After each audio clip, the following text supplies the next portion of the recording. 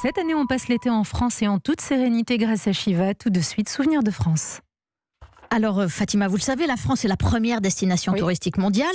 Près de 90 millions d'étrangers visitent notre pays chaque année, mais ça c'était avant le Covid. Aujourd'hui, c'est devenu beaucoup plus compliqué de prendre l'avion ou le train pour venir chez nous. Alors, sur Europe 1, on a choisi de donner la parole cet été aux amoureux de la France coincés derrière leurs frontières.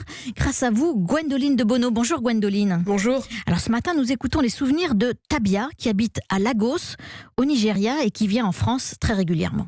Oui, ses souvenirs de France sont très mitigés. Elle a voyagé ici enfant avec sa famille, dont une partie est française, c'est pour ça qu'elle parle aussi bien la langue. Puis elle est venue faire ses études à Paris. Tabia, c'est une jeune femme noire qui a été confrontée au racisme plusieurs fois, mais qui reste très attachée à la France. Je vais en France depuis que je suis toute petite, en fait, depuis que j'ai peut-être 1 ou 2 ans. Mais la première fois où vraiment je me suis dit, peut-être que je ne connais pas aussi bien la France que ce que je pensais, c'était vraiment au moment où je suis arrivée à Paris à 18 ans pour faire mes études.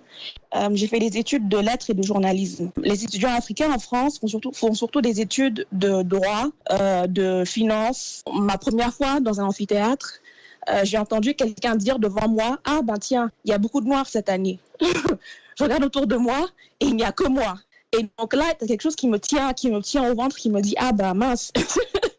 Ici, je suis différente et les gens me voient comme différente. Donc j'ai des souvenirs, très, très mitigés, parce que c'était très, très dur vraiment de me retrouver avec des gens qui finalement me faisaient comprendre que je n'étais pas comme eux.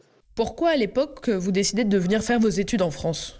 Quand on est au lycée, ce qu'on nous apprend de la France, c'est le pays des droits de l'homme, de la culture, Hugo, Dumas. Et comme moi, je fais des études de lettres, aller en France, c'était vraiment un rêve quelque part aussi, parce que j'allais enfin me retrouver face à face avec toutes ces choses-là dont on nous parlait à l'école. Donc, c'était quand même très beau d'aller comme ça dans des musées, parce que c'est vrai qu'en Angleterre ou aux États-Unis, la culture n'est pas facilement accessible. Et c'est tout le contraire de la France, où un billet pour aller au musée reste quand même très accessible. Alors des remarques sur votre couleur de peau, sur l'Afrique en général, vous en avez entendu d'autres au cours de vos séjours, à l'aéroport, à la préfecture. Est-ce que pour autant vous aimez toujours venir en France ? Oui, toujours.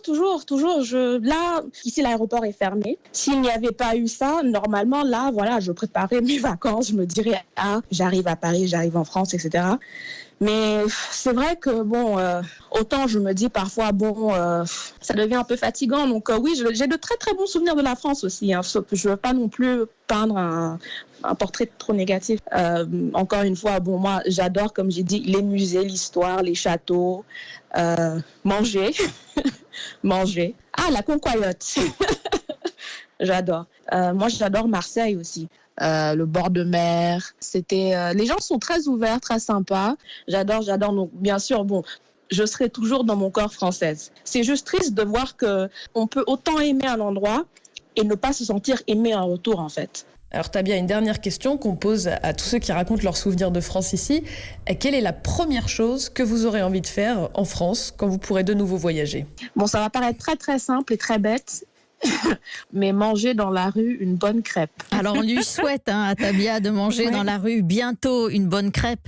Témoignage émouvant signé Gwendoline de Bono. À demain Gwendoline pour d'autres souvenirs de France. À demain. C'était Souvenirs de France avec Shiva. Détendez-vous et profitez de vos vacances sans vous soucier du ménage et du repassage.